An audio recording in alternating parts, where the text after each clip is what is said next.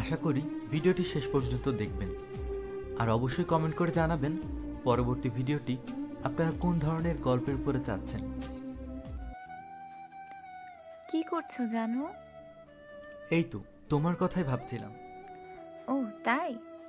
তা কি ভাবছো?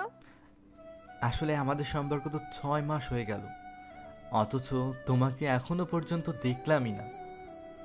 তোমার একটা ছবি দিবে প্লিজ? না, আমি খুব কালো, সুন্দর না। তুমি আমাকে দেখলে আমাকে আর ভালোবাসবে না, আমাকে ভুলে যাবে। আমি তোমাকে হারাতে চাই না।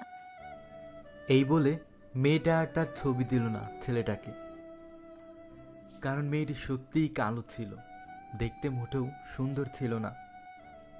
মেয়েটা মাঝে মাঝে ছেলেটার প্রোফাইলে গিয়ে লুকিয়ে লুকিয়ে ছেলেটার ছবি দেখত। ছেলেটা অনেক সুন্দর ছিল। মেয়েটা ভাবত আমি হয়তো ওর যোগ্যই না, আরও কত কি। তবে মেয়েটা ছেলেটাকে খুব ভালোবাসতো।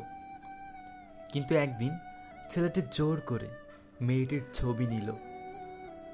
মেয়েটার ছবিটি দেখার পর ছেলেটা আর রিপ্লাই দিল না। কিছুক্ষণ পর আইডিটাও ডিঅ্যাক্টিভেট করে দিল।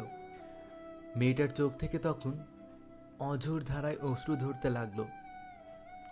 সে নিজেকে নানাভাবে দোষারোপ করছিল।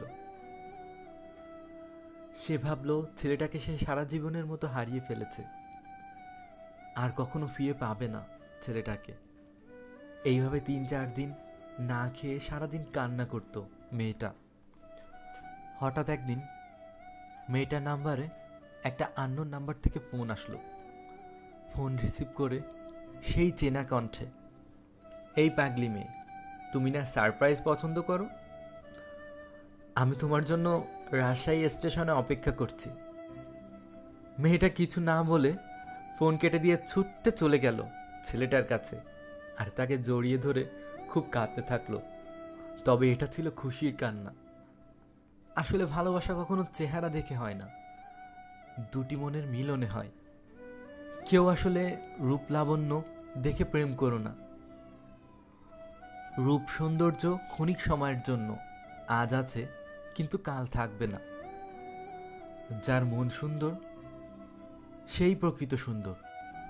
আপনাদের কাছে কি মনে হয়, মানুষের বাহ্যিক সৌন্দর্যটাই বেশি জরুরি নাকি মনের সৌন্দর্যটাই বেশি জরুরি? আপনারা আপনাদের জীবনসঙ্গী হিসেবে কেমন মানুষ চান আপনাদের জীবনে? অবশ্যই কমেন্ট করে জানাবেন। আর হ্যাঁ, ভিডিওটি যদি ভালো লেগে থাকে তাহলে অবশ্যই ভিডিওটিতে লাইক দিয়ে ভিডিওটি শেয়ার করবেন। আর অবশ্যই পরবর্তী ভিডিওটি দেখার জন্য আমাদের চ্যানেলটি সাবস্ক্রাইব করে আমাদের সাথেই থাকবেন। ধন্যবাদ।